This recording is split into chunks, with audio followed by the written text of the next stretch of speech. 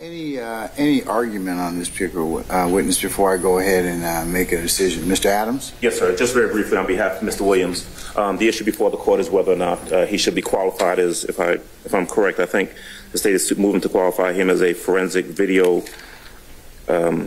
analyst. Did I get that correct?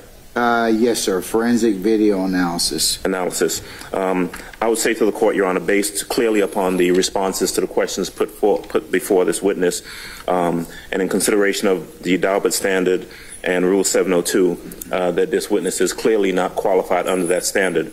I would just state the court knows the law, so I will just say that under the Daubert standard, we look towards relevance and reliability of the witness's testimony. Putting aside the relevance, that's not really what we're talking about. We're talking about reliability of the technique of the proffer testimony that would be offered.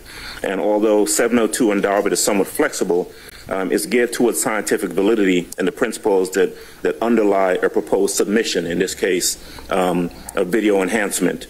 We don't look towards the conclusion, we look towards the principles and the methodology, and we look towards whether or not there's been a testing of the experts, the proffered experts' theory. There has not been. We look for whether or not there's been publication in support of the expert's method or theory. There's no testimony that there has been any of that. We look towards, the court is advised under Daubert to look towards. What about his education? Because that's kind of the issue for me is, so we want to talk about that, or his experience, I should say. He's been doing this 30 years, so.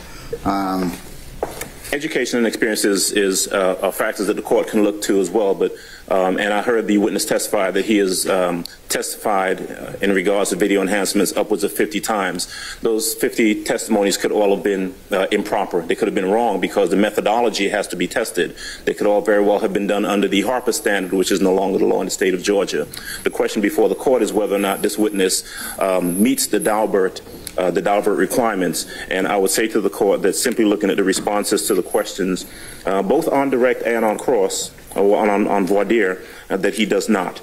That the witnesses testified that there are no protocols to the methodology used by him. He is unable to indicate whether or not his method or his methodology is generally accepted. There is no peer review. It's not just that he doesn't know if there's any peer review. There is no peer review of his methodology. There is no testimony as to the error rate of his methodology. Under all of those factors, he fails, or this witness fails in terms of being able to be qualified as an expert. And I would ask the court to deny the state's request to qualify this gentleman as an expert. All right. Anybody wish to add to Mr. Adams? What he is? Don't regurgitate, but just add if you've got anything to that. Yes, Your Honor. Yes, Mr. Johnson. On behalf of Mr. Eppinger, Your Honor, the court pointed out the education and experience in this particular case. The witness testified that he had performed almost 500 of these video analysis over 30 years. That breaks down to less than 2 per month over the past 30 years. He also testified that he does not have any formal education or no continuing education with regards to these things over the past 30 years. Those are 2 things that he directly testified to. He has not shown that he has the requisite experience in this particular matter to be qualified as an expert, and as such, neither the education, Your Honor. So we believe that under Daubert, he should not be qualified as an expert. Thank you. All right. Anybody else?